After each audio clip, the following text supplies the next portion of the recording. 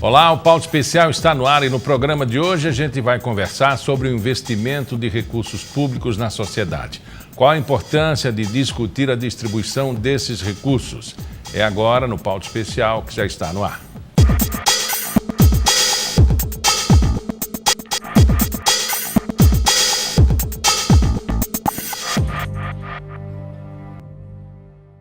O direcionamento correto de recursos públicos e a necessidade de que as entidades e pessoas contempladas com dinheiro público prestem contas é um assunto de interesse social. Para explicar melhor sobre como otimizar as verbas públicas e a necessidade de discutir esse assunto, aqui comigo no estúdio, Failde Mendonça, promotora de Justiça do Ministério Público. Aliás, está muito em voga, o controle, diante de tantas operações enxovalhando o noticiário e envergonhando o país e a classe política. Olá, Miguel. Exatamente. A nossa promotoria, a 24ª Promotoria de Justiça da Capital, trabalha exatamente com as entidades sem fins lucrativos, o chamado terceiro setor. É um setor especial, que é um setor da sociedade civil, que nem é o mercado, nem é o setor econômico, e nem é o Estado, é o setor da sociedade, daquelas pessoas que mais precisam dos serviços públicos e de ver respeitados os seus direitos sociais. Então, nós trabalhamos desde a ética de um setor especial que até os seus benefícios, a destinação dos seus recursos, o controle por parte do Ministério Público dessas entidades, do que movimenta, do que emprega, enfim, a gestão, especialmente. Nós fazemos o velamento das fundações e nós fazemos a fiscalização das associações mediante representação. Hoje aqui em Alagoas, quantas são? Fundações, nós temos 33. Nós temos associações, um número muito grande. Nós já tentamos localizar isso na Receita Federal, já tentamos localizar junto às secretarias e nos próprios cartórios, mas isso é uma coisa sem controle, porque se cria entidades sem fins lucrativos todos os dias, associações, igrejas, fundações é uma coisa mais controlada, porque o Ministério Público tem que aprovar. Mas isso tem que tramitar e tem que ser aprovado, por exemplo, na Câmara de Vereadores ou na Assembleia Legislativa? Não, é de livre formação. Então, a Constituição diz que é livre associação. Então, por essa razão, nós temos essa dificuldade do controle do número dessas entidades. Porque elas estão se formando a todo momento. A todo momento elas estão pedindo inscrição na Receita, no CNPJ, estão pedindo registro nos cartórios, e são nos cartórios da cidade, são nos cartórios do interior. Então, a gente não tem um controle do número dessas entidades, porque são entidades formadas pela sociedade civil, com formação e extinção por livre iniciativa da própria sociedade, sem a interferência do Ministério Público, que não acontece com as fundações. Obviamente, essas fundações são criadas um livre propósito da benevolência, do fazer o bem, de dar um retorno, e às vezes elas se valem, por exemplo, do seu título, da sua construção, da sua confiabilidade, para gerir recursos, angariar recursos, gerir recursos e dar a resposta. Obviamente, a sociedade precisa confiar. O tamanho de cada uma delas vai a partir da credibilidade criada por ela mesma, Aí você envolveu diversas questões. A da criação da fundação, da criação da associação. Se constitui fundação a partir da destinação de um patrimônio livre. Patrimônio livre, entenda-se, patrimônio que não seja gravado, que não seja patrimônio de família, não seja aquele percentual de 50% que é destinado à família pelo proprietário do patrimônio. Então, aquele patrimônio livre pode criar uma entidade para desenvolver determinadas finalidades. Na associação, não. A associação, para sua criação, não envolve patrimônio. A fundação, para se criar, envolve planejamento. A associação, não necessariamente. Então, quando se destina recursos para uma fundação, se destina recursos para uma entidade que os seus instituidores ou o seu instituidor já destinou parte do seu patrimônio inicialmente para a sua formação. Então, ele já demonstrou a sua boa vontade. Nós temos que essa pessoa que tirou do seu patrimônio para desenvolver determinadas finalidades, inicialmente a gente não pode atribuir a ela nenhuma má intenção, porque ela já demonstrou inicialmente a sua boa vontade. As associações, elas são criadas de modo de livre iniciativa e sem a destinação de qualquer patrimônio, embora ela precise dizer no seu estatuto que ela tem que ter recursos para trabalhar as suas finalidades.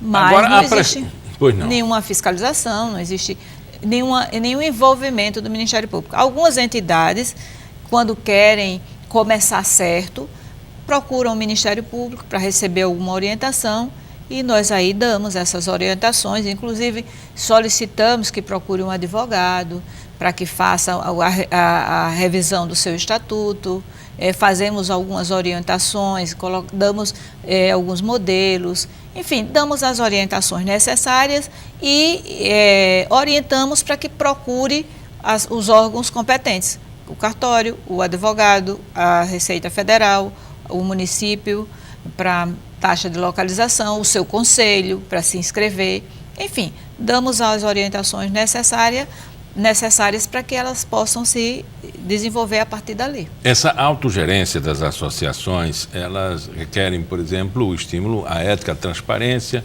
enfim, e às vezes até mesmo uma prestação de contas anual com seus membros, né? A gestão é uma coisa bem difícil com as entidades do terceiro setor em geral.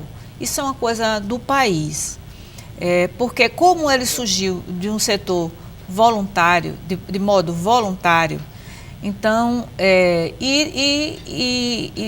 foi assim ao longo dos anos, porque a própria lei exigia que não se remunerasse dirigentes, ele se desenvolveu sem um profissionalismo adequado, sem o entendimento de que existia burocracia e que elas eram necessárias dentro de uma institucionalização. Então, hoje nós estamos com um projeto que nós escrevemos exatamente para orientar as pequenas entidades. E isso nós fazemos com o apoio das grandes entidades. As fundações são parceiras do Ministério Público nisso. O SEBRAE é parceiro no Ministério Público disso, a indústria a Braskem é parceira nesse nosso trabalho de capacitar minimamente essas entidades, de informar sobre gestão, como manter a sua burocracia em dia. Nós já vamos fazer o 5º seminário, nos dias 28 e 29 de agosto, e já fizemos, nós planejamos 5 seminários, desses 5 nós já fizemos 4. E a ideia era essa, o primeiro foi só sobre ética, e a partir daí nós fomos trabalhar a burocratização, a regularização da burocratização, porque é uma coisa necessária para a concorrência, como elaborar projetos, como acompanhar o projeto, como chegar às metas, como prestar contas para fidelizar a parceria, enfim, o mínimo de conhecimento de gestão, aproximando os órgãos com quem elas lidam todos os dias, com quem elas têm parcerias nesses seminários, para que possam conhecer, por exemplo, as pessoas dos projetos da Secretaria de Agricultura, do Mesa Brasil, enfim, das pessoas que lidam no dia a dia com essas entidades. E esses seminários têm sido muito bem sucedidos. Nós planejamos inicialmente atingir as 100 lideranças comunitárias por seminário. No primeiro nós já fizemos mais de 120 inscrições, porque nós paramos, nós não tivemos mais, porque tínhamos um planejamento. A partir do segundo nós já planejamos para 200 entidades e a demanda não nos permitiu ficar nisso, nós só fomos para 250, o terceiro e o quarto nós fizemos para 500 pessoas e estamos planejando o próximo para 450 pessoas e com certeza nós vamos deixar muita gente de fora porque a demanda é grande, a vontade do saber é grande, do aprender. As lideranças comunitárias têm avidez em saber, mas infelizmente nós temos assim uma limitação, né, dos recursos, mesmo com essas parcerias, nós encontramos grandes dificuldades para fazer esses eventos.